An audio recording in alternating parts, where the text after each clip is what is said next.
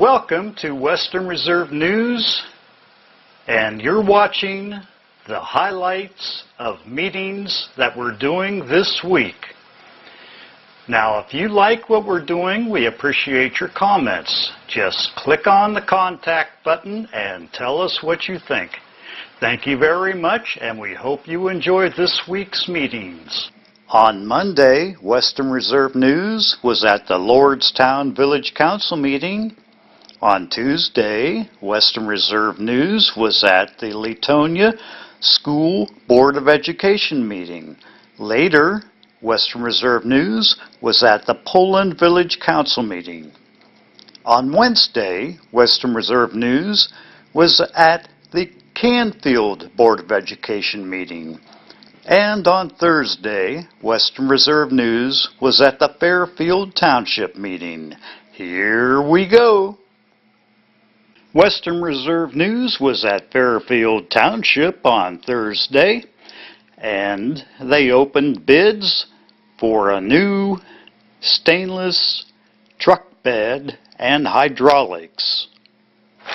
That publication was put in the paper on August the 11th for the accessories to go with the new truck, and that is all for the dump body, a hoist, and a low sense type hydraulic system. Great. All right, first bid is Myers Equipment.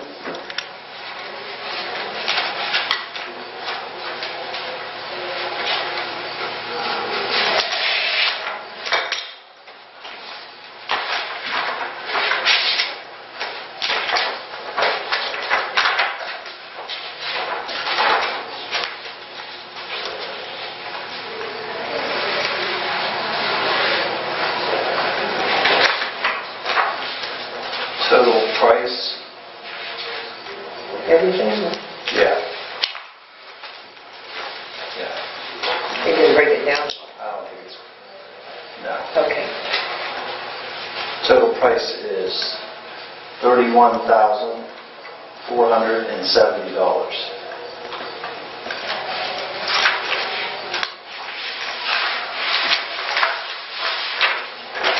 Okay. Second bid is the Dexter Company.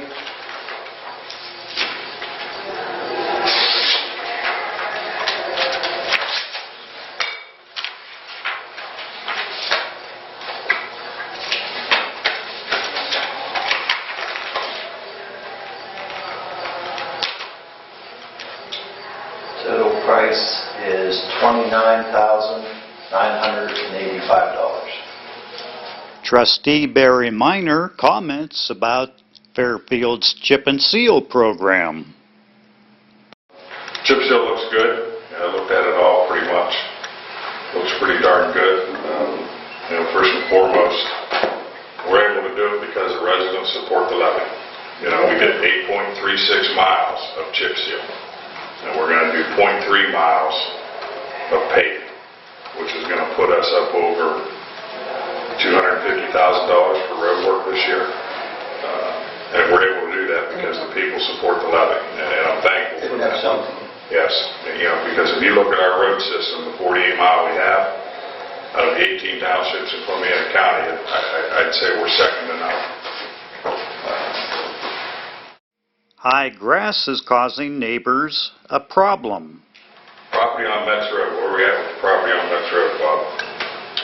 I don't know, Jim's not here. We passed a resolution. It's not mowed. Oh, is it? It's been 2 weeks. Yeah, I'm pretty frustrated about that. We've been working on that all summer long, and it's not mowed yet, and those people that live on all four corners that I'm sure are frustrated also. That needs to be done. WRN was at the Canfield School Board of Education meeting Wednesday evening. Is Canfield the highest rated high school in the Tri-County? Received hot off the press here today. Our high school, again, hit it out of the park. We have been notified that Newsweek magazine rated us in the top 500 throughout the nation. We're sitting at 332, and you might ask, well, what does that mean? They take a look at college-bound numbers, they take a look at graduation rate, and they take a look at college readiness. if youngsters are ready to go to the next level. And where we sit in our state, if you were to take a circle and 100-mile radius around us, we're sitting at about 4 in our state right now. Solon High School is always a high-performing school. They're sitting above us. Avon Lake, again, northern region, Cleveland area, sitting shortly above us. Beechwood, again, right in our range. Orange High School, and then sits Canfield High School. That just speaks volumes for what's going on in our schools.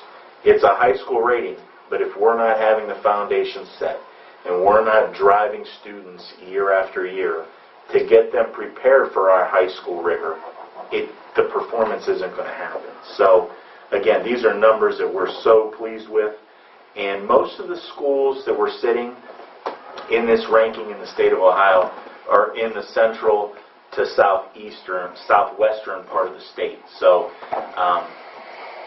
again, we're sitting at around 17 in the state of Ohio in this ranking. That, again, is higher than we have in the past, and it's very interesting to when we're starting to add the middle school and the elementary results, what these numbers will do then. So, again, it's when Vindicator and others ask us what the reason is, it's all of the above.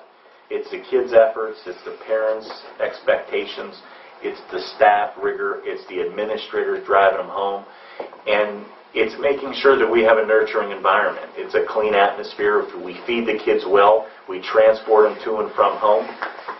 It's all of the above.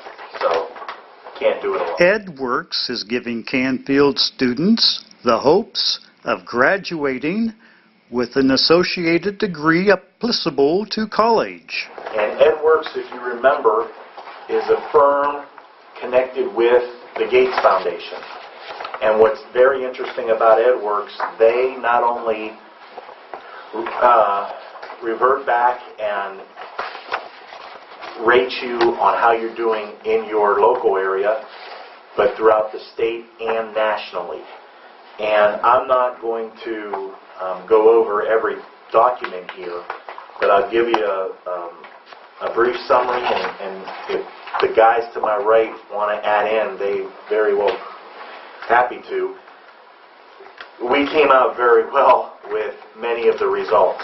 If you remember, EdWorks was going to take a look at to see if we're prepared for early college, if we're prepared for post-secondary pathway for students, even starting at the middle school level and then all 4 years of high school, and where we fit in this type of conversation. They were thrilled and want to be a part of us. They want to come in and they want to help us write grants that will not only open doors for our students, but more important, professional development for our staff. And we're talking six-figure dollars for professional development for our staff to not only create an environment in a classroom, but tie in with local universities. And this is going to be a very interesting project as we move forward. Where does this take us? It takes us down a path of a possible biomed pathway, so that by the time our youngsters graduate Canfield High School and receive a diploma from us, they're going to have an associate's degree in the same billfold. So this is something that we're very excited about. Again, initial stages, but we're going to continue to have this conversation. EdWorks is going to work with us. It's not going to cost us money. No, not from this point on. And they're going to help us to teach teachers to become duly certified, so that when they teach a class, not only will the students get credit for the high school, but they'll get credit for university. That's what's one piece for sure. And it's what we're going to be dealing with local universities that credit will transfer to any state university in Ohio. So it's not like, let's say that we tie ourselves with Eastern Gateway or a Youngstown State, let's say. Students aren't tied to those universities solely. They could go elsewhere in the state of Ohio as well. Very exciting. It is. The question that we will have to answer and that you folks are going to need to help us with is, will this just be for Canfield students? And I state that and just throw this out on the table and plant the seed now. We could be a high school that services, our staff services students from outside of Canfield boundary. Not for the full day, but possibly for a block or two to be able to be offered some of these courses. At the Latonia School Board meeting on Tuesday, Superintendent Mano tells about the Penix Aluminum Open House. Penix Aluminum conducted an open house to show their appreciation to the community. I think several of you were there. They specifically recognized the Latonia schools. Dave Reeby, their president, thanked the board for their continued support as well as their positive relationship between Penix and the schools. He presented the school with this piece of aluminum from the first extrusion of the new equipment. I forget the price of the equipment. Everybody was there, but very expensive press from Italy. And they wanted the school to have that. So it says, thank you for supporting our Latonia business growth from the Press D expansion project, Latonia schools. First extrusion, December 19th, 2014. The Student Achievement Award given to a 2013 Latonia graduate, Gabby Van Scoy. The Student Achievement Update, Gabby Van Scoy, the 2013 Latonia graduate, presented on the subject of math models of bone metabolism at the Mathematical Association of America Conference in Washington, D.C. Gabby is a student at YSU. She's one of 5 YSU students to receive an award at the conference. She won the Janet L. Anderson Award for Outstanding Student Exposition or Research in Mathematical or Computational Biology. Wow. So that's pretty impressive, and so congratulations to Gabby. Superintendent Mano says that Latonia schools will continue to be at the forefront of technology. Continue to work on technology and data collection. The members will be working this year. Last year we worked with Epiphany, Columbiana County ESC, and on dual classrooms, data collection and analysis to improve instruction. Katrina Moore will be in the building 2 days a week, so something different that we have the ESC actually housed here, much like we did last year with Epiphany, which is nice to know when they're going to be here and what the focus is and how they'll be working with our staff. At the Poland Village Council meeting on Tuesday, Solicitor Anthony DeHippolito explained the difference between a firearm and a bow and arrow to the council. A question came up about the ordinance. I was doing research and I did about firearm. And what I found was that a firearm under the federal code is any weapon which will or is designed to or may readily be converted to expel a projectile by the action of an explosive. So bow is not a bow. But it also says any destructive device. So I looked up destructive device.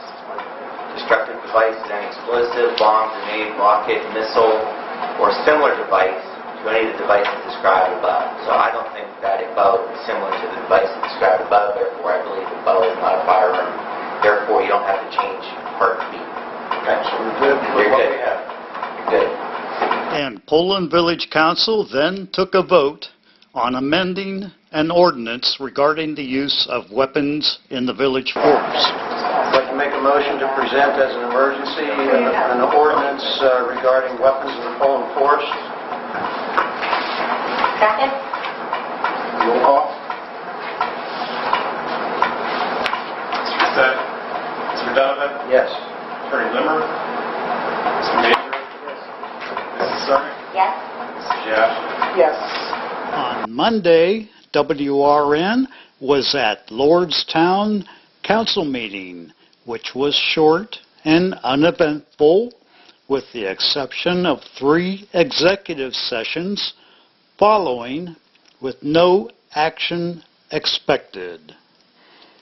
Mayor Hill did offer one come to all to a pork dinner.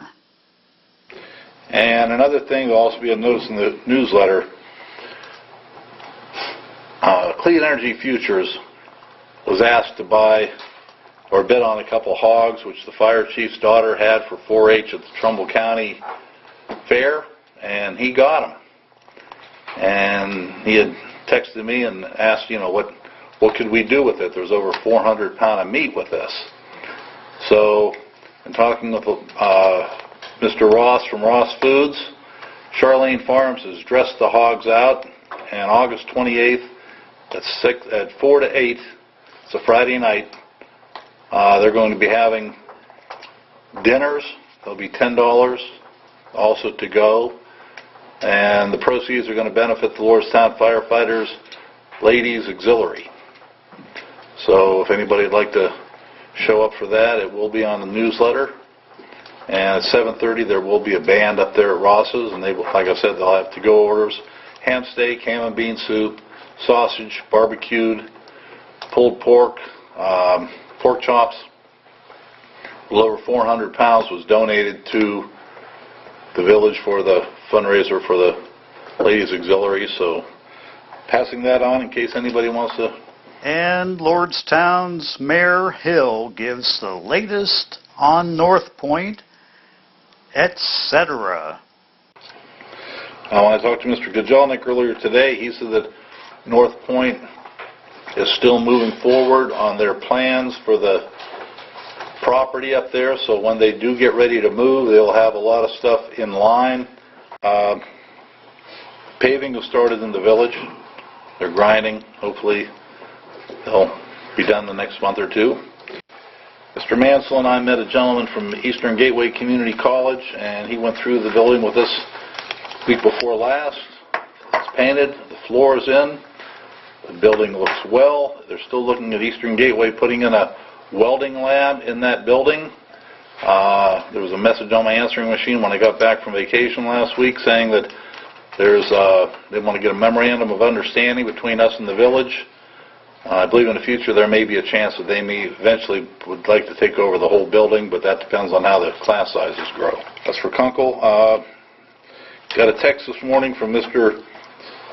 Superintendent Armstrong from the school. He asked if I would announce that they're having a Meet the Team night Thursday at 7 o'clock at the school for the fall sports season. On Saturday, WRN was at the RAPW Wrestling Show at the St. Joseph the Provider in Campbell. One tag team championship match brought Youngstown's Club Extreme back together. Don't turn this